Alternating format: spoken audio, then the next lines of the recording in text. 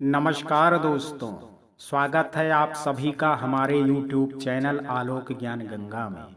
मित्रों, आज जो कहानी मैं आपको सुनाने जा रहा हूँ उसका नाम है नसीब। इससे पहले कि मित्रों आप हमारी कहानी में खो जाएं, अगर आप हमारे चैनल पर पहली बार विजिट कर रहे हैं तो कृपया चैनल को सब्सक्राइब कर लें, बेल आइकन को प्रेस कर लें ताकि इस तरीके की कहानियाँ जो हर रोज़ मैं लेकर के आता हूँ उसका नोटिफिकेशन सबसे पहले आप तक पहुंचे।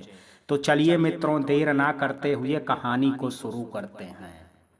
तुम्हारी लव मैरिज होगी, जानवी ने सीमा के हाथ की लकीरों को 5 मिनट तक अच्छी तरह देखने के बाद कहा। उसकी बात सुन करके सभी आगे खिसक आए और सीमा को देखने लगे। छोटी बुआ की बेटी हीना ने तो बाकायदा सीमा की हथेली अपने हाथ में ले करके देखना शुरू कर दिया। दिखाओ कहाँ है, क्या कहाँ है? सीमा ने एक झटके से अपना हाथ खींच लिया। उसे जानवी पर भी बहुत गुस्सा आ रहा था कि ऐसी बातें सबके सामने कौन करता है। अब तो सब शक की नजरों से देखेंगे मुझे। उसे कुछ नहीं सूझा तो हीना का हाथ पकड़ करके जानवी के आगे कर दिया। इसका हाथ देख करके बताओ अब। जानवी ने अब हीना की हथेली पर नजर गड़ा दी और इसके साथ ही सबका ध्यान उस ओर ही चला गया और जानवी ने लकीरों पर नजर गड़ाते हुए बोलना शुरू किया। किस्मत बहुत अच्छी है, बराबर घूमने का मौका मिलेगा, पति बहुत पैसे वाला होगा और दोनों के बीच अच्छी अंडरस्टैंडिंग होगी। और क्या? हीना ने थोड़ी बेचैनी से पूछा। और ये कि शादी में 2-3 साल बाकी हैं और अरेंज मैरिज होगी। हीना का मुंह बन गया। फिर क्या फायदा?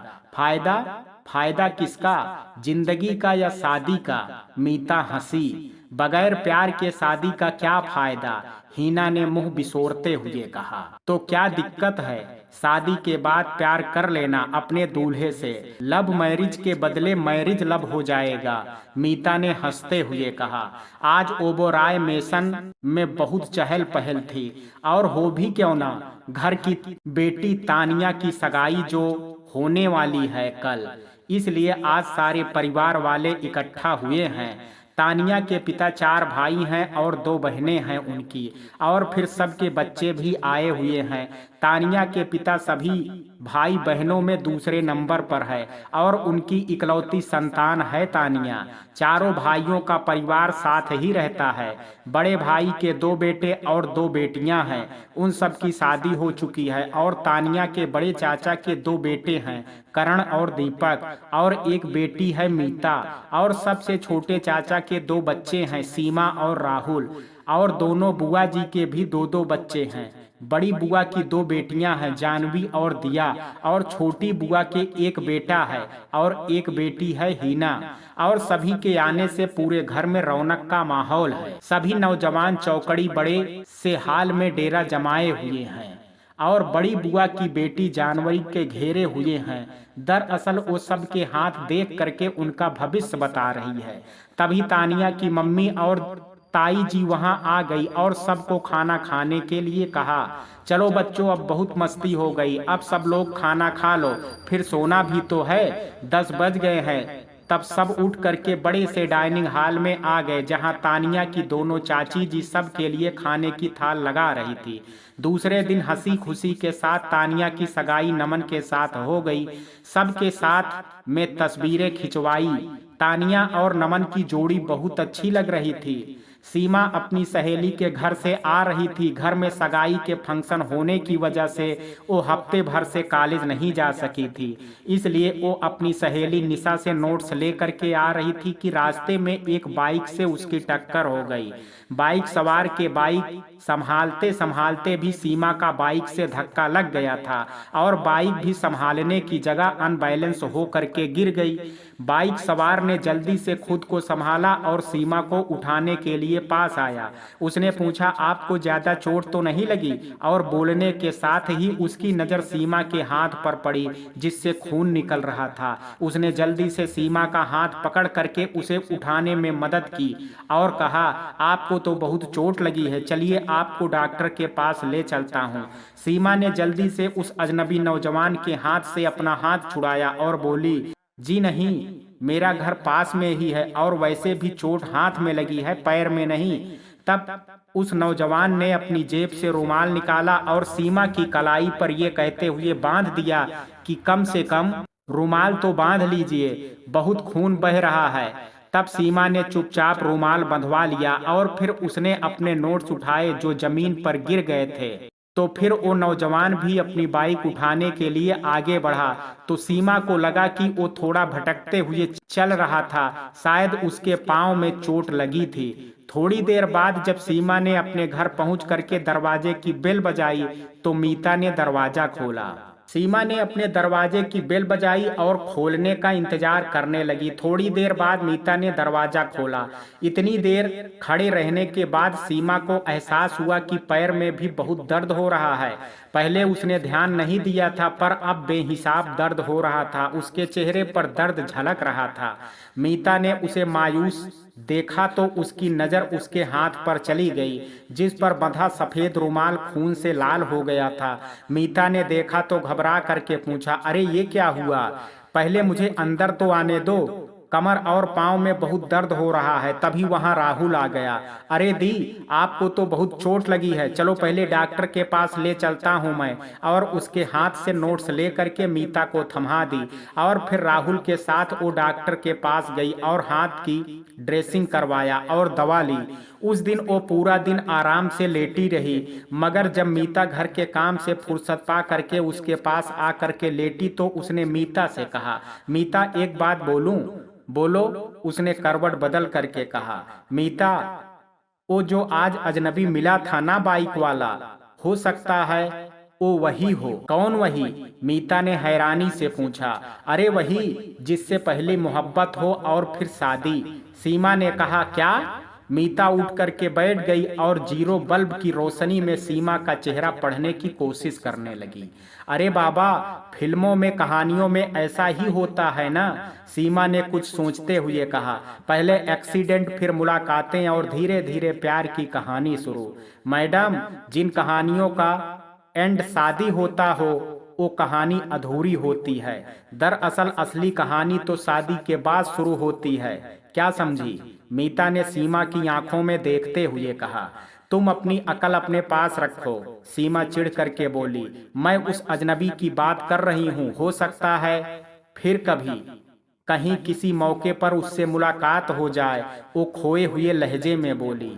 अरे जानवी तो सबको बेवकूफ बनाती रहती है और तुम हो कि उसकी बातों में आ गई।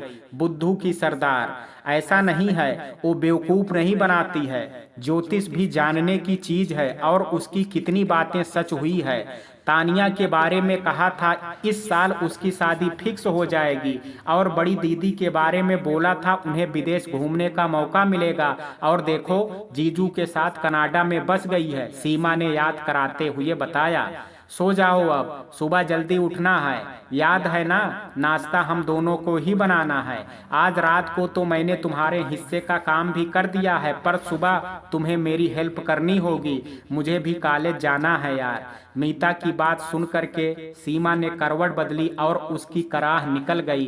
पूरा बदन दर्द कर रहा था। वो आंखें बंद करके सोने की कोशिश करने लगी और तब उसके जेहन में ख्याल आया उस अजनबी को भी तो चोटें लगी थी, वो भी तो दर्द में होगा।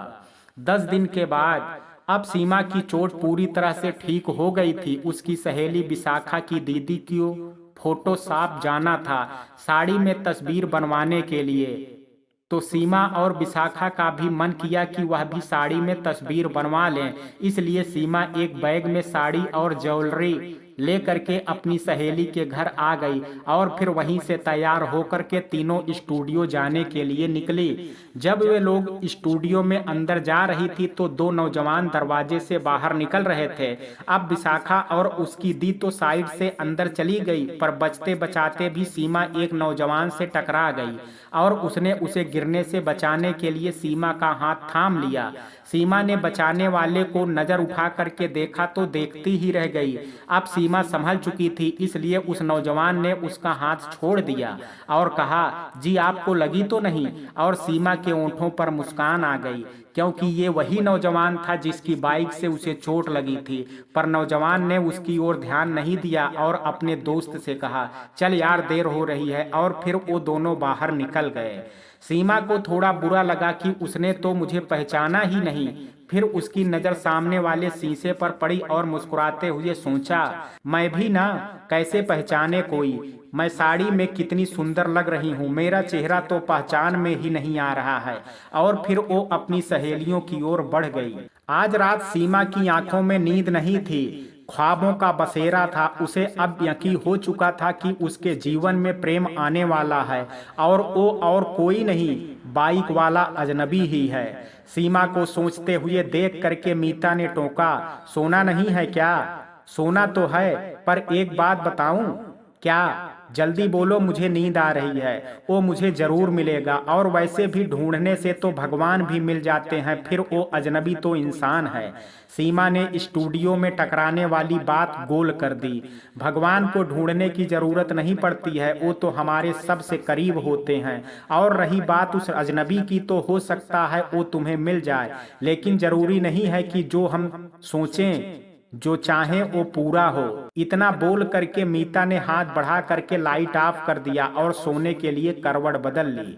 तुम तो बस निगेटिव बातें ही सोचना, ये नहीं कि कभी कुछ अच्छा बोल दो। सीमा गुस्सा हो गई, पर मीता ने उसकी बातों का कोई असर न लेते हुए कहा, चुपचाप सो जाओ, शायद सपने में तुम्हारी इच्छा पूरी हो जाए। हालांकि मीता ने ताना मारा था और सीमा ये बात समझ भी गई थी, पर उसे सपने में अजनबी से मिलने की बात अच्छी लगी थी, इसलिए उसने मुस्कुराते हुए आंखें बंद कर ली। दूसरे दिन से कॉलेज और कोचिंग जाते समय वो इधर उधर नजर देती हुई जाती थी कि शायद वो अजनबी दिखाई दे जाए, पर कोई फायदा नहीं हुआ। ऐसे ही 3 महीने निकल गए और तानिया की शादी के दिन नजदीक आ गए। अब आए दिन मार्केट के चक्कर लगने के, कभी कपड़ों के नाप देने के लिए, तो कभी मैचिंग ज्वेलरी को खरीद के लिए। और इस आपाधापी में कुछ दिनों के लिए सीमा के सिर पर से अजनबी से मिलने का जुनून दूर हो गया। आखिर बहन की शादी में उसे भी तो खूबसूरत लगना था।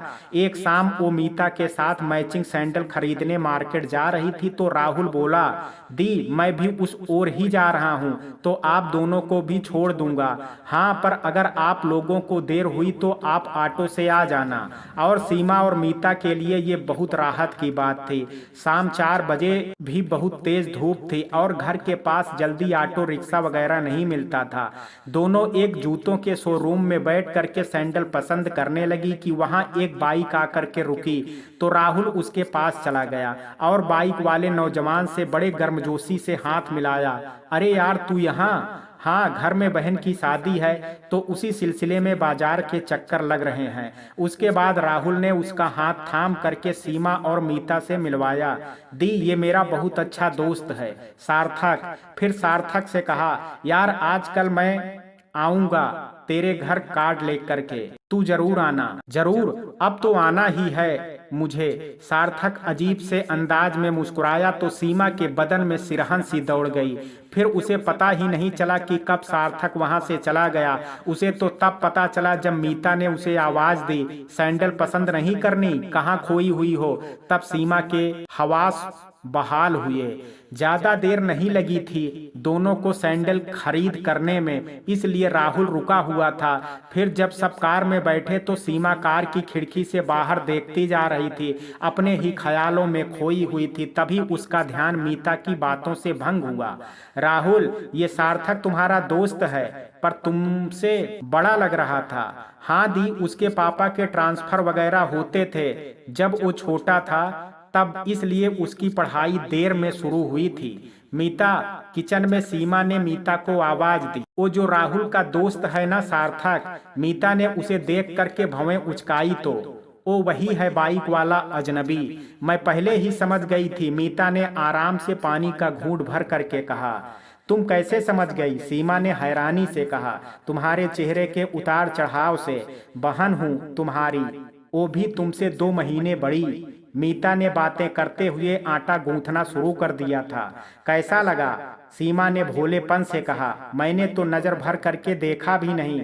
हकीकत की दुनिया में आ जाओ बच्ची। मीता ने सीमा के खोए खोए से अंदाज पर टोका और आटा गूंथने के बाद अपने हाथ धोने के लिए नल चालू किए। आज संडे था, फिर दोपहर का वक्त था। सीमा घर के काम से फुर्सत पा करके अपने कमरे में आराम से सोई थी जब मीता ने उसे जोर से हिला करके जगाया। सीमा उठो जल्दी, सार्थक अपनी माँ के साथ आया है, मैंने उन्हें ड्राइंग रूम में बैठाया है। सीमा ने सुना तो जल्दी से वॉशरूम में घुस गई और फेस को साबुन से अच्छी तरह धो करके आईने के सामने तैयार हुई और दुपट्टा लेकर के जाने के लिए मुड़ी कि मीता फिर से आ गई। अरे तुम अभी तक गई नहीं? वो लोग तुम्हारे बारे में ही पूछ रहे थे। हाँ हाँ जा रही हूँ ना। और मन में सोचा कि पता नहीं क्यों हाथ पांव ठंडे हो रहे हैं। फिर धड़कते दिल के साथ वो ड्राइंग रूम में गई और अपनी माँ के साथ बैठ गई। मीता ने सबके लिए नाश्ता लगा दिया था, इसलिए सब बातें करते हुए नाश्ते के साथ भी इंसाफ करने में लगे हुए थे। सीमा को देखते ही सार्थक ने अपनी माँ से कहा, माँ यही है वो जिसका उस दिन मेरे बाइक से एक्सीडेंट हो गया था, मैंने आपको बताया था ना। अच्छा इधर आओ बेटी मेरे पास। सार्थक की माँ ने उसे बड़े प्यार से अपने पास बुलाया तो वो झिझकते हुए उनके पास गई। ज्यादा चोट तो नहीं आई थी उस दिन? उन्होंने प्यार से पूछा। जी नहीं, सीमा ने कह करके निगाहें झुका ली। फिर तानिया सब के लिए चाय लेकर के आ गई और सबको दिया। सब आपस में बात कर ही रहे थे, बस सीमा ही नजरें झुकाए हुए बैठी थी। थोड़ी देर बाद सार्थक की माँ उठ गई और सबसे जाने की इजाजत ली। अच्छा बहन जी अब चलते हैं हम, आप लोग भी हमारे यहाँ जरूर आइएगा। फिर वो सीमा और मीता को बोली, तुम लोग भी जरूर आना बेटा। जी जरूर। सीमा गड़बड़ा गई। राहुल और मम्मी वगैरह उन्हें दरवाजे तक छोड़ने गए तो सीमा ने अपने धड़कते दिल को संभाला तो देखा कि मीता उसे बड़े गौर से देख रही थी और फिर बोली, ये तुम्हारा चेहरा इतना लाल क्यों लग रहा है? वो जल्दी में साबुन कुछ ज्यादा रगड़ लिया था ना इसलिए, सीमा ने शर्माते हुए कहा। पता नहीं कब सुधरोगी तुम। और बोलते हुए मीता ने टेबल पर रखा कार्ड उठा लिया और पढ़ने लगी। कैसा कार्ड है? देख नहीं रही है? शादी का कार्ड है। हाँ देख करके ही तो पूछ रही हूँ, किसकी शादी का है? सार्थक की शादी का कार्ड है, राहुल ने अंदर आते हुए कहा। अगले हफ्ते है शादी, तुम लोग जरूर जाना, बहुत अच्छी लगी मुझे। सार्थक की माँ बड़े मान से बुलाया है उन्होंने। सीमा की माँ ने भी राहुल की बात आगे बढ़ाई। उनकी बात सुन करके सीमा का चेहरा सफेद पड़ गया था। वो तेजी से अपने कमरे में जाने के लिए बढ़ गई। ये क्या हुआ? कैसे हुआ? कब हुआ? क्यों हुआ? वो छोड़ो, ये ना सोचो। मीता ने सीमा को उदास देखा तो गुनगुनाना शुरू कर दिया। सीमा जो अपनी अधूरी कहानी और एक तरफा मोहब्बत का शोक मनाती हुई उदास बैठी थी, उसे गुस्सा आ रहा था। उसने मीता को तकिया फेंक करके मारा और चिल्लाई, बकवास बंद करो। अरे मैंने क्या किया है? मीता ने मुंह फुला करके झूठा गुस्सा दिखाया। तुम्हारी काली जुबान की वजह से ये सब हुआ है, सीमा नाराज होकर के बोली। अच्छा, सच बोलने वालों की जुबान काली होती है। मैं तुम्हारी तरह ख्वाबों ख्यालों की दुनिया में नहीं रहती। और शुक्र मनाओ कि सब तानिया दी की शादी की तैयारियों में व्यस्त हैं, नहीं तो और कोई नहीं तो तानिया दी तो तुम्हें जरूर ताड़ लेती, फिर सोचो क्या बनता तुम्हारा। मीता ने सीमा को धमकाया। वैसे हो सकता है तानिया दी की शादी में तुम्हारा हीरो तुमसे टकरा जाए और फिर सार्थक की शादी में भी तो हम जाने वाले हैं, तो बहुत सारे चांसेस मौजूद हैं, मीता ने शरारत से कहा। हाँ उड़ा लो मजाक। सीमा ने झूठी नाराजगी से मीता को घूरा तो वो हंस दी। घर में शादी की तैयारियां शुरू हो गई। रोज शाम ढले घर में गीत संगीत शुरू हो जाता था, खूब हल्ला गुल्ला होता था। कल नवीन भाई कनाडा से आ रहे हैं, तानिया के बड़े चाचा के बेटे करण ने आकर के बताया जब सब लोग हाल में बैठ करके टीवी देख रहे थे। ये कौन है, तुम जानती हो क्या? सीमा ने मीता से पूछा। बड़ी माँ के मायके के रिश्तेदार हैं। वैसे कहानियों में अक्सर ऐसी सिचुएशन भी होती है, कोई बंदा दूर से आता है और बिल्कुल दिल के करीब हो जाता है, मीता ने सीमा के कान के पास फुसफुसा करके कहा। तुम्हें तो मैं सीमा ने दांत पीसते हुए मीता को देखा और उसके हाथ में चुटकी काट ली। उफ! मीता अपना हाथ सहलाने लगी। बड़ी माँ ने सीमा को आवाज दी, बेटा ऊपर वाला कमरा जरा काम वाली से साफ करवा देना और जरा देख लेना नबीन पहली बार यहाँ आ रहा है, किसी चीज की कमी ना हो। जी बड़ी माँ, बोल करके सीमा छत पर चली गई और अपनी देख रेख में कमरा अच्छी तरह साफ करवाया। फिर बेड पर नई चादर बिछा दी और मन में सोचा, काश घर में लान होता तो गुलदस्ते में ताजा फूल सजा देती, उससे अच्छा इम्प्रेशन पड़ता। और फिर दूसरे दिन सुबह 10 बजे नबीन का आगमन हुआ। बहुत हैंडसम था नबीन, किसी फिल्मी हीरो की तरह। सीमा ने चुपके से उसे देखा तो ऐसी पर्सनालिटी कम ही देखने को मिलती है। नबीन के ऊंचे कद और आकर्षक चेहरे और कसरती बदन को सीमा ने मन ही मन सराहा था। ये कोफ्ते बहुत टेस्टी बने हैं, किसने पकाया है? खाना खाते समय नबीन ने तारीफ की। ये सीमा का कमाल है, बड़ी माँ ने तारीफ करते हुए कहा। वाह, जबरदस्त! और बेटा बाकी परिवार वाले कब आएंगे? बड़े पापा ने नबीन से पूछा। जी, वो सब शेखर के साथ आएंगे। नबीन ने अपने छोटे भाई का नाम लिया। Excuse me. दूसरी शाम सीमा किचन में अभी अभी आई थी जब नबीन ने उसे आवाज दी। नबीन के पुकारने से सीमा हड़बड़ा गई और उसके हाथ से कप गिरते गिरते बचा। सीमा ने कप संभाल करके किचन के स्लैब पर रखा और नजरें झुकाए हुए कहा, जी, एक कप चाय मिल जाएगी क्या? जी, अभी बनाती हूँ। सीमा जाने क्यों घबराई हुई थी। थैंक्स, आप सीमा है ना? खाना बहुत अच्छा बनाया था आपने, ओ बेतकल्लुफी से बोला और सीमा के माथे पर घबराहट के मारे पसीने की बूंदें चमकने लगी। तभी सीमा की माँ ने आवाज दी, सीमा! और सीमा की जान में जान आई।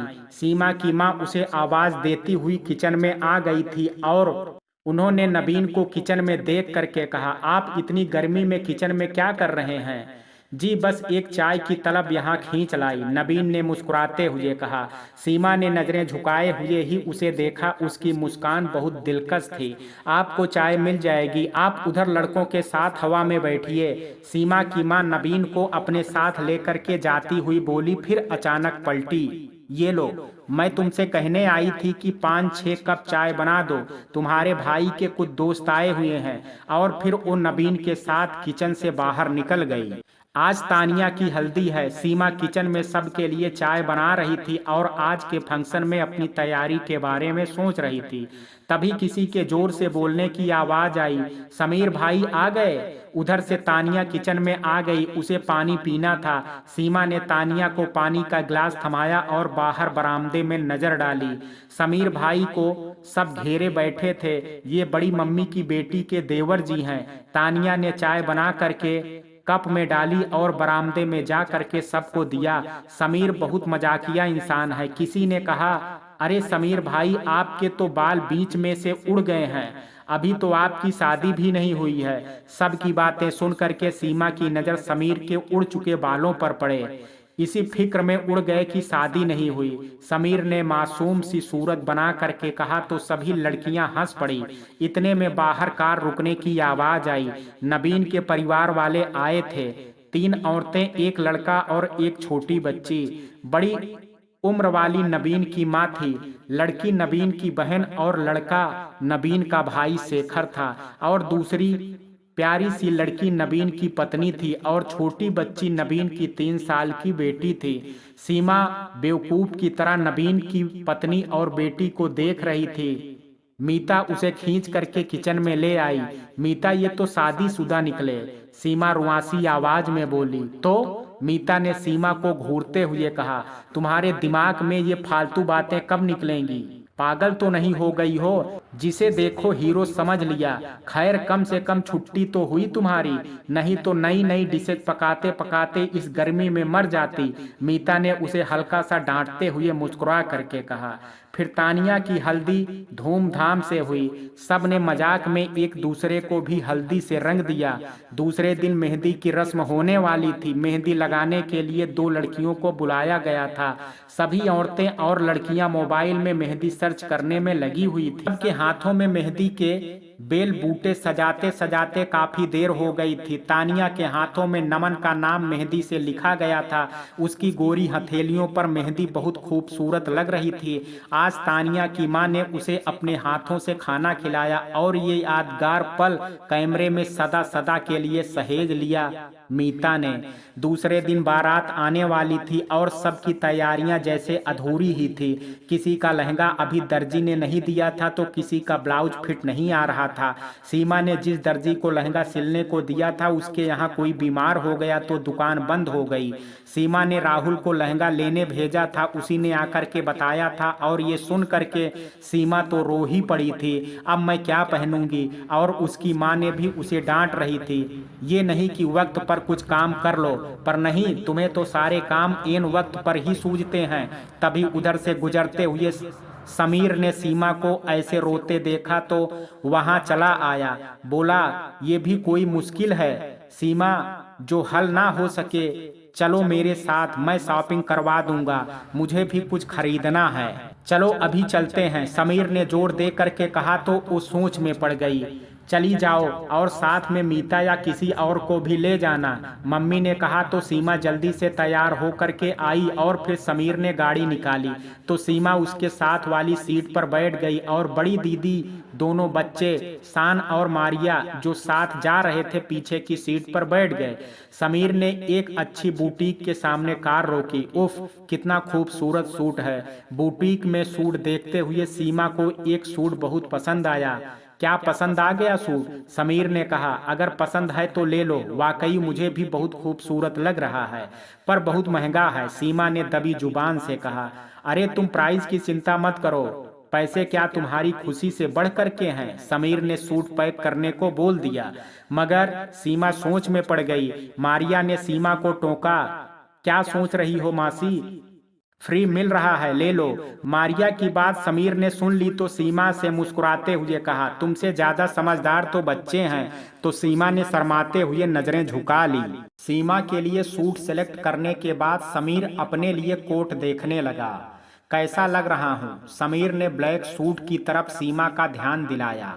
ऐसा लग रहा है जैसे आप अपनी शादी के लिए खरीद रहे हैं, मारिया ने कहा। वह वक्त भी आ ही जाएगा, समीर ने सीमा को गहरी निगाहों से देखा और धीरे से कहा। हे भगवान, इन्हें क्या हो गया है? सीमा घबरा सी गई।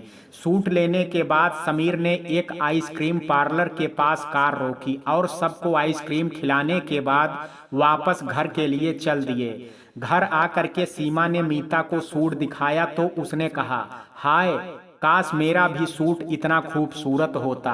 पर जब सीमा की मम्मी ने सूट देखा तो सीमा को डांट लगाई। क्या जरूरत थी इतना महंगा सूट लेने की, वो भी समीर की तरफ से? पर मम्मी, मैंने तो मना किया था उन्हें, उन्होंने जबरदस्ती दिलाई, सीमा मिनमिनाई। अच्छा, अब सबके पास ढोल पीटने की जरूरत नहीं है, आइंदा ख्याल रखना। वो डांट डपट करके चली गई तो सीमा ने सुकून का सांस लिया और सूट को अपने सीने से लगा लिया। सोचने लगी, हाय, इस प्यारे सूट को पहन करके मैं कितनी प्यारी लगूंगी। फिर सोचा, हाय राम, मैंने तो अभी तक इस सूट के साथ वाली मैचिंग ज्वेलरी और चूड़ियां भी सेट नहीं की। अब इससे पहले कि कोई मुझे कुछ काम पकड़ा दे, मैं अपने कमरे में चलूं। दूसरे दिन सुबह से ही भागम भाग लगी है। बारात आ गई थी, दूल्हे की अगवानी की गई और फिर एक एक करके सभी रस्में निभाई गई। सभी लड़कियां तितलियों की तरह सजी धजी बहुत खूबसूरत लग रही थी, पर सीमा का रूप इन सब से नुमाया था। उसकी बड़ी बड़ी नीली आंखें उसे सबसे अलग खूबसूरत लुक दे रही थी। वो एक साइड में मीता के साथ सेल्फी ले रही थी जब समीर का छोटा भाई मयंक उसके पास आया और उसके हाथ में गजरा थमा दिया और कहा, जी समीर भाई ने आपके लिए भेजा है। इतना बोल करके वो तो जल्दी में चला गया और मीता उसे चिढ़ाने लगी। वाह, क्या बात है, पहले खूबसूरत सूट और अब खूबसूरती बढ़ाने के लिए गजरा। लगता है किसी के दिल में तुम्हारे लिए कुछ ज्यादा ही प्यार उमड़ रहा है। और सीमा को कुछ समझ नहीं आया तो वो अपनी नजरें झुका करके अपने एक पांव के अंगूठे से दूसरे पांव के अंगूठे को रगड़ने लगी। तानिया और नमन की शादी खुशी भरे माहौल में संपन्न हुई। सभी लोगों ने मतलब वर और वधू पक्ष वालों ने दूल्हा दुल्हन के साथ तस्वीरें खिंचवाई और फिर विदाई का समय आया तो माहौल में उदासी घुल गई। सब ने सजल नेत्रों से तानिया को नमन के साथ कार में बिठाया और तानिया अपने हमसफर नमन के साथ अपने ससुराल चली गई। दूसरे दिन तानिया की ससुराल में रिसेप्शन का फंक्शन था जिसमें तानिया के मायके से कुछ लोग शामिल हुए जिनमें मीता और सीमा भी थे। फिर जब शादी के सभी हंगामे खत्म हो गए और सारे रिश्तेदार अपने अपने घर चले गए तो सीमा ने पूरे 2 दिन खूब सो करके अपनी थकान उतारी और आज तीसरे दिन भी वो देर से सो करके उठी थी और जब नहा करके अपना नाश्ता लेने किचन में आई तब तक काफी लोग नाश्ता कर चुके थे। सीमा अपने लिए नाश्ता निकाल रही थी जब ड्राइंग रूम में आती समीर की आवाज पर चौंक गई। तू भी अजीब है यार, सीमा से बोल देना जो भी बोलना है, इतना घबराने की क्या बात है। पर भाई मुझे बहुत अजीब लग रहा है, कहीं वो बुरा ना मान जाए। ये झिझकती हुई आवाज मयंक की थी। तो बैठ करके परेशान हो, मेरा दिमाग मत खा, समीर ने झल्ला करके कहा। अच्छा तो मैं बात कर लेता हूँ, फिर मयंक ने मरी मरी सी आवाज में कहा। इन दोनों की बातें सुन करके सीमा जो किचन से निकल ही रही थी वापस किचन के अंदर दाखिल हो गई। उसके दिल की धड़कनें बढ़ गई थी। वो सोचने लगी इसका मतलब बारात वाले दिन मयंक ने गजरा अपनी तरफ से ला करके दिया था और नाम समीर का बताया था। चलो अच्छा है, बेचारे बहुत कम बोलते हैं और खाने पीने में भी बिल्कुल नखरे नहीं हैं उनके। सीमा ने इत्मीनान से सोचा और फिर अपने लिए कैंट से ग्लास में पानी भरने लगी थी कि मयंक की आवाज सुन करके हड़बड़ा गई। सीमा वो किचन में आकर के बोला था। जी वो मुझे तुमसे एक बात करनी थी, वह थोड़ा रुकते हुए बोला। जी कहिए, सीमा के ओंठों से धीमी आवाज आई थी। दरअसल बात यह है कि मयंक बोलते हुए रुका जैसे अंदर से हिम्मत जमा कर रहा हो। सीमा ने अपनी नजरें उठाई ये देखने के लिए कि ऐसा भी क्या है जो वो बोल नहीं पा रहा है। तुम मेरी शर्ट प्रेस कर दोगी? मयंक ने झिझकते हुए कहा। है प्रेस कर दूंगी, सीमा ने धीरे से कहा। थैंक्स बोल करके मयंक चला गया और सीमा का सारा मूड खराब हो गया।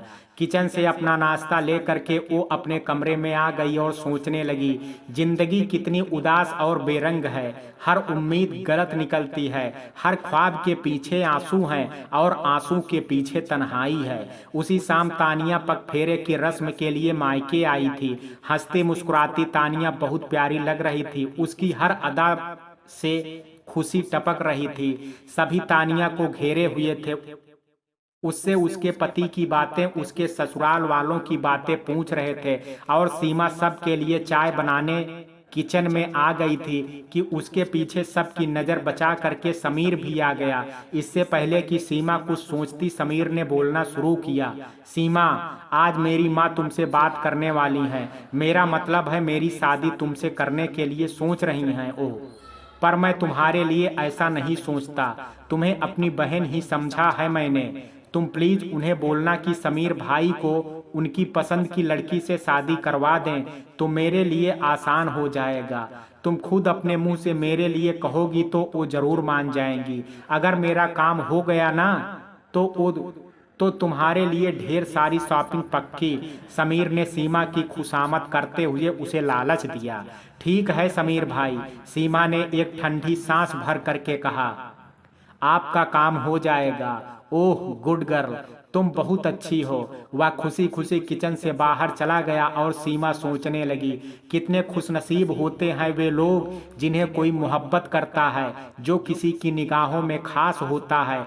और एक मैं हूँ, सब कहते हैं मैं बहुत खूबसूरत हूँ, बड़े तीखे नैन नक्श हैं, मगर किसी को मैं दिखती ही नहीं। सीमा ने बेहद उदासी से सोचा और आंसुओं के 2 कतरे लुढ़क करके उसके गाल भिगो गए। तभी राहुल किचन में आया। दी, मम्मी पूछ रही हैं अभी तक चाय नहीं बनी। और बोलते हुए उसकी नजर सीमा पर पड़ी तो वो चौंक गया। अरे तुम रो क्यों रही हो? अरे कुछ नहीं, बस जरा सा उंगली में कट लग गया। सीमा ने अपनी उंगली आगे कर दिया। संयोग से थोड़ी देर पहले उंगली में कट लग चुका था। अरे तो इसमें रोने की क्या बात है। राहुल ने उसके सिर पर प्यार से चपत लगाई और कमरे में से बैंडेड ला करके उसकी उंगली में लगा दिया। और सीमा ने सबके लिए चाय कप में डाल दी थी, उसे ट्रे में सजा करके सबको देने के लिए चला गया। सीमा आजकल उदास सी रहने लगी थी। घर में सबको लगा कि जरूर किसी उपन्यास का असर है, क्योंकि पहले भी वो कहानियां पढ़ करके कई बार उदास हो जाती थी। पर मीता को पता था कि ये उदासी कहानी का असर नहीं है, सीमा की बेवकूफ़ी है। उसने 2-3 दिन उसे उसके हाल पर छोड़ दिया, पर जब सीमा को वैसे ही उदास देखा तो एक रात उसे आड़े हाथों लिया। क्या हो गया है तुम्हें? क्यों अपनी जिंदगी बर्बाद करने पर तुली हो? मीता ने सीमा को थोड़ा डांट करके कहा। फालतू के सपने देखना छोड़ो और पढ़ाई पर ध्यान दो। अब ऐसे भी सीमा का मन इन सब बातों से निकलना चाहता था, इसलिए उसने सिर हिला करके हामी भरी। उसके इतनी आसानी से मान जाने पर मीता को हैरत के साथ साथ खुशी भी हुई। अगले दिन से सीमा ने कॉलेज जाना शुरू कर दिया और अपनी पढ़ाई पर ध्यान देने लगी। दिन धीरे धीरे गुजर रहे थे, ऐसे ही पूरा साल बीत गया। मीता बीएससी के अंतिम वर्ष में थी और सीमा दूसरे वर्ष में थी। मीता एग्जाम देने के बाद अपने ननिहाल चली गई थी और सीमा एग्जाम से फ्री होकर के वापस कहानियों की दुनिया में। दिन आहिस्ता आहिस्ता गुजर रहे थे कि सीमा के पिता के बचपन के दोस्त का बेटा सीमा के घर रहने आया कुछ दिनों के लिए। दरअसल सीमा के पापा के दोस्त की जॉब लगने के बाद वो अपने परिवार के साथ दिल्ली में बस गए थे और तब से उनका घर किराए पर लगा था। पर अब वो लोग यहाँ वाला घर बेचना चाहते थे, इसलिए उनका बेटा यहाँ आया था। अब यहाँ कोई अच्छा होटल भी नहीं था, ऊपर से सीमा के पापा भी चाहते थे कि उनके दोस्त का बेटा उनके घर पर ही आकर के रहे। तो इसी सिलसिले में अमन कल आ रहा था। सीमा ने ऊपर के पोर्शन वाला कमरा अमन के लिए सेट कर दिया था और साथ में बड़बड़ा भी रही थी कि महारानी मीता तो ननिहाल में आराम फरमा रही हैं और सारा काम मुझे ही करना पड़ता है। दूसरे दिन सुबह ही अमन आ गया था, इसलिए हाथ मुंह धो करके सबके साथ नाश्ता करने बैठा था।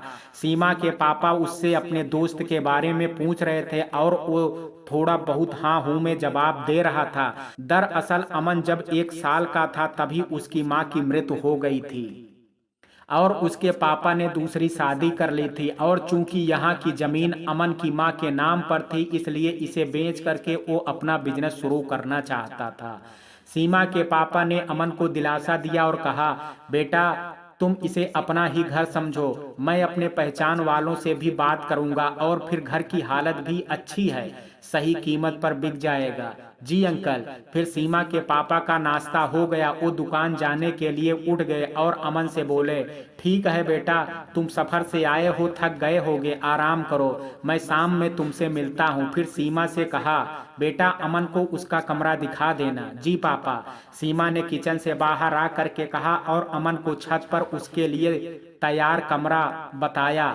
अमन ने अपना बैग एक साइड में रखा और सीमा से मुखातिब होते हुए कहा, जी मुझे दोपहर को खाने के लिए मत उठाइएगा, अभी नाश्ता बहुत हैवी हो गया है। और बगैर सीमा के कुछ भी बोले कमरे का दरवाजा बंद करके बिस्तर पर लेट गया और सीमा बंद दरवाजे को थोड़ी देर घूरने के बाद बड़बड़ाते हुए नीचे उतर रही थी। अजीब इंसान है, दरवाजा तो ऐसे बंद कर दिया जैसे ये कमरा अपने साथ ले करके आया था और मैं अंदर आ करके कब्जा जमाने वाली थी। उधर जाने क्या क्या सोचे जा रहा था अमन के जेहन में। एक उदासी सी उसके मन को घेरे हुई थी। बहुत देर तक यूं ही अपने आप में खोए हुए वो बिस्तर पर लेटा रहा। जाने कब उसकी आंख लग गई। शाम 5 बजे के करीब राहुल ने आकर के दरवाजा खटखटाया, तब उसकी नींद खुली। वो उसे शाम की चाय के लिए जगाने आया था। अमन ने चुपचाप दरवाजा खोला और अपना फेस धो करके राहुल के साथ नीचे आ गया। सारे बच्चे और घर की औरतें सभी हाल में थे। अमन एक कुर्सी पर आकर के बैठ गया। सीमा सबके लिए चाय और नमकीन लेकर के आई थी। उसने मेज पर सब कुछ रख दिया। सबने अपना अपना कप उठा लिया, पर अमन ऐसे ही बैठा था। राहुल ने एक चाय का कप उठा करके अमन को थमाया। अमन भैया आपकी चाय। अमन ने कप हाथ में लिया और अपने ओंठों से लगा लिया। सीमा ने ये देखा तो अपने मन में कहा, अजीब ही इंसान है, यहाँ इतने लोग बैठे हैं पर जाने कहाँ खोया है इनका दिमाग। खैर मुझे क्या, कल तो मीता आ ही जाएगी और मेरा काम नहीं होगा फिर इस अकड़ू को चाय नाश्ता देना। ऐसा सोचते हुए उसके ओंठों पर मुस्कान आ गई और अचानक अमन की निगाह सीमा पर चली गई और दोनों की नजरें एक दूसरे से मिल गई तो सीमा को शर्म आ गई। उसने नजरें झुका ली और सोचने लगी, मैं भी ना, मेरी मुस्कुराहट का जाने क्या मतलब निकाल रहा होगा वो खड़ूस। फिर अपने सिर को झटक करके उठ गई। हूँ मुझे क्या, उसकी चाय भी खत्म हो गई थी और बाकी सब ने भी पी लिया था, इसलिए वो खाली कप मेज पर से उठाने लगी। शाम का समय था, आसमान बादलों से घिरा हुआ था। सीमा अपने घर की छत पर खड़ी कोई गीत गुनगुना रही थी। पीछे से मीता ने उसे आवाज दे करके चौंका दिया। किसे याद कर रही हो? सीमा मीता की बात सुन करके खिलखिला करके हंस पड़ी और बोली, अपने सपनों के राजकुमार को। तुम्हें कोई ऐतराज है? नहीं, मुझे तो कोई ऐतराज नहीं है। अच्छा है, तुम्हें जल्दी से कोई पढ़ा लिखा हैंडसम बंदा पसंद कर ले तो मुझे तुम्हारी फिक्र नहीं होगी, मीता ने बड़े बूढ़ों वाले अंदाज में कहा और फिर दोनों ही हंसने लगे। फिर मीता को कुछ याद आया तो बोली, वैसे ये हंसी, ये गुनगुनाना कहीं अमन की वजह से तो नहीं है? क्या यार, किसका नाम ले लिया? एक नंबर का अकड़ू है, उसका नाम अमन नहीं अकड़ू होना चाहिए। पता है उसने मेरे मुंह पर दरवाजा बंद कर दिया था। सीमा ने मीता को पहले दिन वाली बात बताई। अरे मेरी बहना, छोटी छोटी बातों में बड़े तौर पर रिएक्ट करना छोड़ो। बेचारा सफर से आया था, थका होगा इसलिए सोना चाहता होगा। हूँ, तुम सही कह रही हो मीता, मैं बेकार में ही उसे खड़ूस अकड़ू और जाने क्या क्या कह रही थी। वैसे मीता, वो बोलता बहुत कम है। कौन? अरे वही अमन, और कौन? हाँ, कहीं उसे अपना हीरो तो नहीं समझ रही हो तुम? हाँ समझ रही हूँ। तो ये कि बेचारा अभी ही कम बोलता है। तुमसे शादी हो गई तो क्या होगा उसका? मीता ने सीमा को गुस्सा दिलाया। मतलब क्या है तुम्हारा? सीमा अपनी कमर पर दोनों हाथ रख करके लड़ने के लिए तैयार हो गई तो मीता को हंसी आ गई। कुछ नहीं, मैं तो ये कह रही थी कि तुम कोशिश करके उसे बोलना सिखा सकती हो। वैसे सच सच बताना, ये वाला हीरो तुम्हारी कौन सी कहानी से मैच करता है? देखना उसमें हीरो की शादी हीरोइन से होती है कि नहीं। एक बात बोलूं मीता, कोई मर्द अगर किसी लड़की से प्यार करता है तो उसे छुपाने की बिल्कुल जरूरत नहीं होती, और तो और शान से बताता है। मगर एक लड़की ऐसा कभी नहीं कर सकती। बहुत कम लड़कियों को उनका मनपसंद जीवन साथी मिलता है। कल को अगर मेरी भी शादी किसी ऐसे इंसान से हो गई जिसे मैं पसंद ना करूं तो मैं क्या करूंगी? वैसे वो अमन अकड़ू खड़ूस तो है, पर तभी मीता ने सीमा को चुप रहने का इशारा किया। पर बोलते हुए सामने देखने की सीमा को आदत ही नहीं थी तो बेचारी क्या करती। और तो और जोर से बोली, अरे तुम्हारी ब्रेक क्यों फेल हो गई? तब से मैं ही बोलती जा रही हूँ, कहीं तुम पर भी तो उस अकड़ू खड़ूस का साया तो नहीं पड़ गया? मीता ने परेशान होकर के उसे घूरा और फिर अजीब सी शक्ल बना करके बोली, मुझे मम्मी आवाज दे रही हैं, और फिर तेजी से सीढ़ियां उतर गई। अब इसके कान में कौन सा वायरलेस लग गया जो ताई जी की आवाज सुनाई दे गई? मुझे तो कुछ सुनाई ही नहीं दिया। सीमा ने बोलते हुए अपनी नजरें घुमाई तो साइड में दीवार से टेक लगा करके अमन खड़ा दिखा। अमन को देख करके सीमा को बहुत अजीब लगा तो ये छुप करके हमारी बातें सुन रहे थे। अब सीमा ने भी वहां से जाने में ही अपनी भलाई समझी और नीचे जाने के लिए अपने पांव बढ़ाए कि मैं खड़ूस और अकड़ू हूँ। अमन ने संजीदगी से मुस्कुराते हुए कहा। वो जल्दी से सीमा के आगे आ गया था। बाय द वे, ये घुन्ना किसे कहते हैं ये तो बताते ही जाइए। अमन अपनी बाहें सीने पर लपेट करके सीमा के चेहरे की बदलते रंगत को दिलचस्पी से देख रहा था और सीमा तो जैसे शर्म से जमीन में गड़ी जा रही थी। पता नहीं ये हीरोइनें कैसे पट पट बोल देती हैं हीरो के सामने। सीमा तो नजरें भी नहीं उठा पा रही थी। अमन कुछ देर उसे देखता रहा और फिर अपने कमरे की ओर बढ़ गया। अमन अपने कमरे में आकर के दरवाजे बंद करके बिस्तर पर गिर पड़ा। उसका बदन थकान से चूर हो रहा था और आंखें जल रही थी और न चाहते हुए भी उसकी आंखों में आंसू आ गए। कौन जानता था कि उसके दिल में कितना दर्द है और किसी को जानने की फुर्सत भी नहीं थी। 1 बरस का ही तो था जब माँ की नेमत से दूर हो गया और पिता ने शादी तो की थी उसकी परवरिश करने के लिए, पर वो भी उसे अपनी नई नवेली पत्नी के भरोसे छोड़ करके अपनी गृहस्थी में गुम हो गए। पढ़ाई में अच्छा था पर कभी किसी ने प्रोत्साहित नहीं किया। सबके पेरेंट्स अपने बच्चों की छोटी सी जीत पर भी कितने खुश होते थे, पर अमन की ख्वाहिशें ही रही हैं कि उसके पापा कभी रिपोर्ट कार्ड उठाकर देख ही लें। नई माँ अपने बच्चे में ही मगन रहती थी। हाँ, अमन को कभी डांटती नहीं थी पर प्यार भी नहीं करती थी। कैसी हुक सी उठती थी अमन के मन में जब माँ नमन को स्कूल से आते ही गले लगा करके कहती थी, कैसा है मेरा बच्चा। अमन की आंखों के कोरों से आंसू बह करके उसके गालों को भिगोने लगे थे। कोई सोच सकता था कि इतने लंबे चौड़े स्मार्ट से नौजवान का मन कितना भरा होगा कि उसका दिल तन्हाई के लम्हों में रोता होगा। पढ़ाई में काफ़ी अच्छा होने के बावजूद भी वो धीरे धीरे पढ़ाई में पिछड़ने लगा।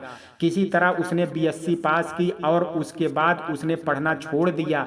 उसे लगा कि कम से कम उसके पिता तो उससे पढ़ाई छोड़ने का कारण जरूर पूछेंगे, पर उसके पापा के पास उसके बारे में जानने की फुर्सत ही नहीं थी। अमन का दिल दिमाग उससे बगावत करने लगा और उसने सीधे जा करके अपने पिता से कहा कि उसे अपने हिस्से की जमीन चाहिए क्योंकि वो बिजनेस शुरू करना चाहता है। दरअसल अमन ने सोचा था कि उसकी बात सुन करके ही सही उसके पिता उसे डांटेंगे और आगे पढ़ने के लिए कहेंगे, पर उसे बहुत आश्चर्य हुआ जब उन्होंने उसे गोपालपुर की जमीन का कागज और अपने दोस्त के घर का एड्रेस दे करके कहा कि यहाँ चले जाओ और मेरे दोस्त से मिल लो। वो बहुत अच्छा इंसान है, तुम्हारी हर तरह से मदद करेगा। वो मेरे बचपन का दोस्त है और तुम मेरे बेटे हो, इसलिए तुम्हें वहाँ कोई तकलीफ नहीं होगी। इतना कह करके वो ऑफिस के लिए निकल गए और अमन का दिल टूट गया। जो थोड़ी सी उम्मीद बची हुई थी वो एक धमाके से टुकड़ों में बिखर गई थी। उसका दिल लहूलुहान हो गया था, पर किसी को उसके आंसू नहीं दिखाई दिए। इसलिए वो सीधा यहाँ चला आया कि उसे अपनी जिंदगी अब खुद ही बनानी थी। कोई ऐसा नहीं था जो उसके बारे में सोचता, उसका ख्याल रखता कि उसने खाना खाया कि नहीं, कैसा है, किस हाल में है। बचपन के वो दिन उसे हमेशा याद आ जाते जब अमन भूख से बेहाल हो करके अपनी माँ के पीछे पीछे जाता। कभी उनका आंचल पकड़ करके प्यार से बोलता, माँ मुझे भूख लगी है, और माँ अपने बच्चे को गोद में लिए उसे दुलारने में तो कभी दूध पिलाने में अमन को कभी झिड़क देती तो कभी कहती, ठीक है तुम बैठो, मैं समर को जरा दूध पिला दूं।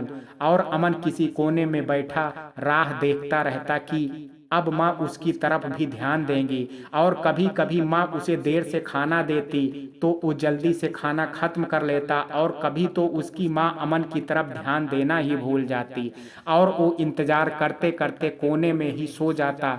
तब बस 2.5 साल का था अमन। फिर जैसे जैसे वो बड़ा हुआ और जरा समझदार हुआ, उसे हर छोटी चीज के लिए तरसना पड़ता। वही समर के लिए हर चीज फौरन हाजिर हो जाती थी, चाहे वो कितनी भी कीमती हो। बस समर ने कहा और माँ उसके लिए हाजिर कर दिया। जबकि अमन को कॉपी और पेंसिल पेन जैसी जरूरी चीजों के लिए भी इंतजार करना पड़ता था।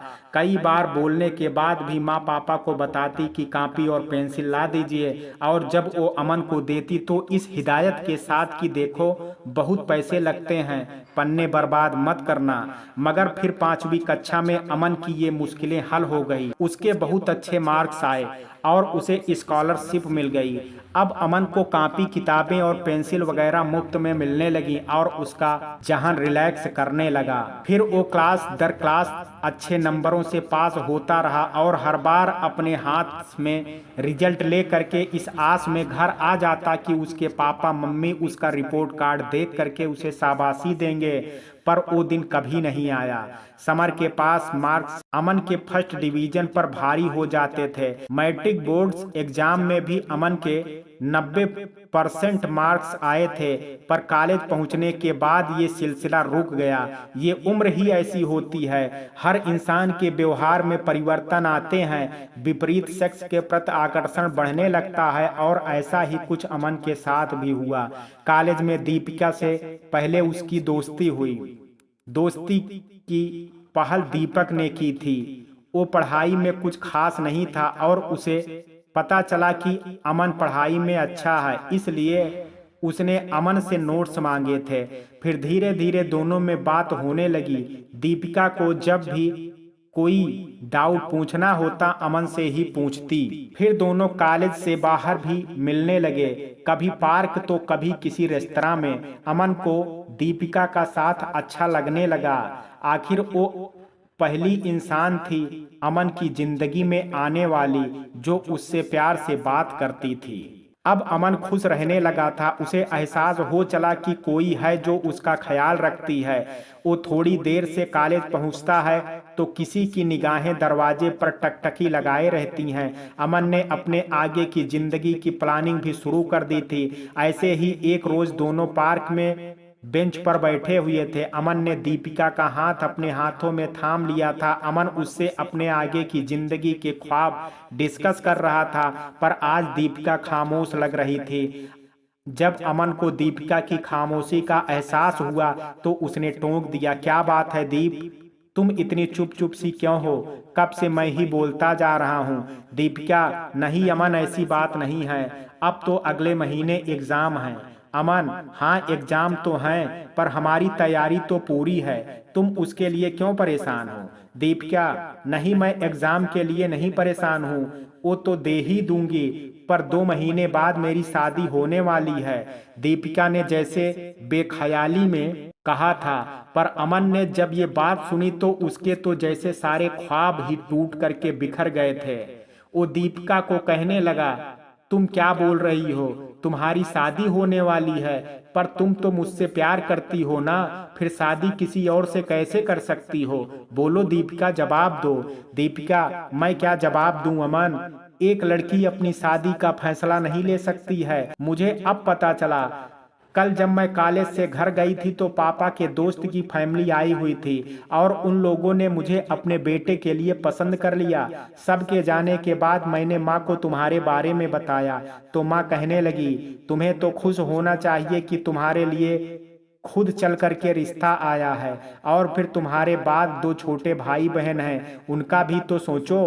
तुम्हारे पापा इस रिश्ते से कितने खुश हैं। और फिर याद रखना, अगर तुम्हारे किसी कदम की वजह से हमारा सिर नीचा हुआ तो तू मेरा मरा हुआ मुंह देखेगी। इतना बोलते बोलते दीपिका की आवाज भरभराने लगी थी, उसकी आंखों से आंसू बहने लगे थे। अमन देख सकता था वो बहुत मजबूर थी। फिर दोनों में से कोई कुछ नहीं बोला। अमन को यकीन हो गया था कि उसकी किस्मत में किसी का प्यार लिखा ही नहीं है, भगवान जी ने। थोड़ी देर बाद दोनों अपने अपने घर की ओर बढ़ रहे थे, पर अपनी जिंदगी को पीछे छोड़ करके। उसके बाद दीपिका ने कॉलेज आना बंद कर दिया था और अमन कॉलेज जा करके भी वहां नहीं होता था। दीपिका सीधे एग्जाम देने आई थी और हर बार अच्छे मार्क्स लाने वाला अमन इस बार केवल पास भर हुआ था। जाने कब तक वो खोया रहता अपनी बीती जिंदगी की किरचियों को चुनता हुआ कि दरवाजे पर दस्तक हुई और अमन अपने ख्यालों से बाहर निकल आया। दरवाजे पर राहुल था।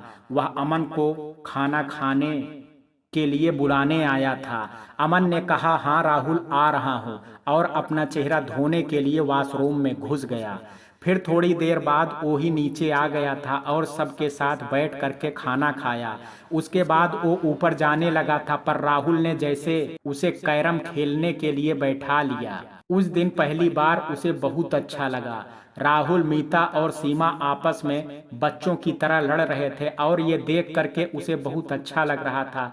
वैसे भी यहाँ आकर के अमन को अपनेपन का एहसास हो रहा था। सीमा के पापा उससे दिन भर की बात पूछते थे, तब उसे बहुत अच्छा महसूस होता था। ऐसे ही कुछ दिन और गुजर गए। अमन के मकान की मरम्मत का काम अब पूरा होने वाला था। एक दिन शाम को वो छत पर यूं ही टहलने के लिए चढ़ा था तो उसे किसी की सिसकियां सुनाई दी, तो वो ठिठक गया और इसलिए उसने आवाज की दिशा में जा करके देखा तो सीमा रो रही थी। अमन हैरान हो करके उसके पास चला आया। उसे समझ नहीं आ रहा था कि उसे कैसे चुप कराए, इसलिए वह परेशान सा उसके पास ही जमीन पर बैठ गया और नरमी से बोला, एक्सक्यूज मी, आप इस तरह से क्यों रो रही हैं? किसी ने कुछ कहा है क्या? अमन की बात सुन करके सीमा ने अपना चेहरा ऊपर उठाया और अजीब सी शर्मिंदगी से उसे देखा। जिसकी आंखों में सीमा को अपने लिए फिक्र दिखाई दे रही थी। सीमा की समझ में नहीं आया कि वह उससे अपने रोने की वजह कैसे बताए, इसलिए उसने अपने आंसू पोंछ करके एक नज़र अमन को देखा और फिर खामोशी से अपना चेहरा झुका लिया।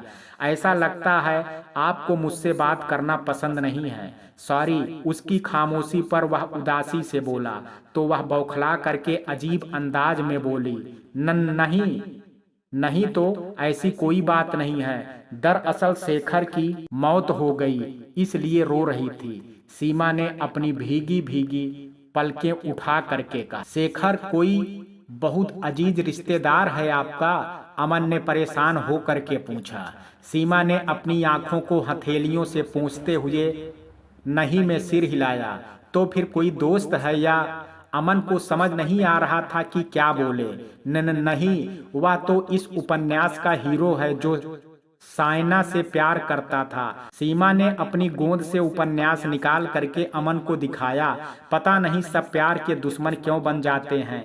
क्या हो जाता है अगर दोनों के परिवार वाले अपनी दुश्मनी भूल जाते तो? सीमा रुआसी सी कह रही थी। उसकी बात सुन करके अमन को बहुत जोर से हंसी आ गई। सीमा ने हैरानी से उसे हंसते हुए देखा। Oh God, you are really a foolish girl, Aman ने हंसते हुए कहा। कितना अच्छा लग रहा था वो हंसते हुए। सीमा तो बस उसे एक टक देखती रह गई। पागल, कोई कहानी के हीरो के मरने पर ऐसे रोता है भला? अमन की हंसी नहीं रुक रही थी। फिर थोड़ा रुक करके बोला, सॉरी सीमा जी, मैं आपको दुखी नहीं करना चाहता, पर मुझे सचमुच बहुत अजीब लग रहा है कि कोई कहानी के हीरो जो बेजान किरदार है, उनकी मौत पर इतना दुख हो सकता है, जबकि असल जिंदगी में तो लोग किसी जिंदा इंसान की भी परवाह नहीं करते हैं। बोलते बोलते अमन के लहजे में उदासी घुल गई थी और फिर वो वहां से उठ करके चला गया। दूसरे दिन शाम का समय था। अमन कमरे में बैठा अपनी पर्सनल डायरी में कुछ लिख रहा था। तभी सीमा ने दरवाजे पर हल्की सी दस्तक दी और फिर दूध का गिलास ले करके कमरे में आ गई। उसने अमन की ओर ग्लास बढ़ाया और धीमी आवाज में बोली, आपने दोपहर का खाना क्यों नहीं खाया? अमन ने ग्लास हाथ में थाम लिया और अचंभे से सीमा की ओर देखा। सीमा की आंखों में उसे अपने लिए फिक्र और परवाह दिखाई दी। उसके लहजे में अमन को अपने लिए अपनापन का एहसास हुआ। उसने नजरें झुका ली और फिर कहा, ऐसे ही भूख नहीं लगी थी? भूख कैसे लगेगी? हर वक्त जाने क्या क्या सोचते रहते हैं, हमेशा कमरे में बंद रहते हैं, ये नहीं कि सबके साथ नीचे बैठें। सीमा ने थोड़ी नाराजगी से कहा तो अमन मुस्कुरा दिया और आज पहली बार उसे जरा गौर से देखा। जो नाराजगी से बोलती हुई बहुत खूबसूरत लग रही थी। बड़ी बड़ी नीली आंखें और खूबसूरत गेहुआ रंगत। सीमा बहुत खूबसूरत लग रही थी। ओ मैं ना आपको बताने आई थी कि दिल्ली से आपके पापा का लैंडलाइन पर फोन आया था। शायद आपका मोबाइल स्विच ऑफ था, तो आप उनसे बात कर लीजिएगा, सीमा ने अचानक से कहा। अमन उसके बात बदलने की वजह से बहुत बेजार हुआ और बोला, आप उपन्यास पढ़ने के अलावा कुछ काम वाम करती हैं या नहीं? अमन ने ऐसे अंदाज में कहा कि सीमा को बहुत गुस्सा आया कि अमन उसे निकम्मी लड़की समझता है। सीमा ने जताते हुए कहा, इतनी भी निकम्मी नहीं हूं मैं, पढ़ाई में भी अच्छी हूं और सब कहते हैं कि मैं बहुत अच्छा खाना पकाती हूं। सीमा के इस तरह बोलने पर अमन उसे हैरत से देखा। पल में धूप पल में छांव जैसे बदलने वाली ये लड़की उसे अपनी तरफ खींच रही थी। कुछ तो बात थी उसमें, मगर मैंने आपको निकम्मी कब कहा? और उपन्यास पढ़ना कोई गलत बात नहीं है, किताबें तो हमारी सबसे अच्छी दोस्त होती हैं। वैसे कैसे उपन्यास पसंद है आपको? क्या कोई खास लेखक का लिखा हुआ पढ़ती हैं आप? नहीं, कोई भी प्रेम कहानी पढ़ लेती हूँ मैं। अच्छा, ऐसा क्या पसंद है प्रेम कहानियों में? मुझे ऐसी कहानियां पसंद हैं जिसमें हीरो बहुत डैशिंग हो, ऐसी कहानियां जिसे पढ़ करके मूड फ्रेश हो जाए, उसने दिलचस्पी से खुश होते हुए बताया। तो अमन हंस पड़ा। आप हंस क्यों रहे हैं? सीमा ने फौरन अपनी कमर पर हाथ रख करके तेज आवाज में कहा। उसे गुस्सा आ गया था। कुछ नहीं, बस यूं ही आपने हीरो के बारे में बताया इसलिए हंसी आ गई। वैसे मुझे जैसे ही वक्त मिलेगा मैं आपकी पसंद का कोई नावल जरूर पढ़ूंगा।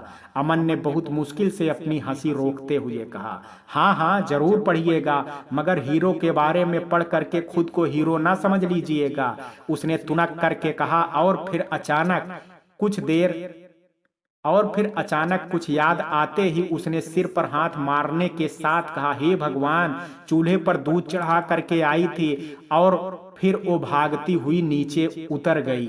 मित्रों, कहानी के इस भाग में आज इतना ही। शेष कहानी कल सुनेंगे भाग 2 में। कहानी का ये भाग आपको कैसा लगा, आप अपनी राय मुझे कमेंट बॉक्स में जरूर दीजिएगा। वीडियो पसंद आया हो तो वीडियो को लाइक शेयर, अगर चैनल पर पहली बार विजिट कर रहे हैं तो कृपया चैनल को सब्सक्राइब करना ना भूलें। कल मिलते हैं कहानी के शेष भाग के साथ। तब तक के लिए जय हिंद, जय भारत।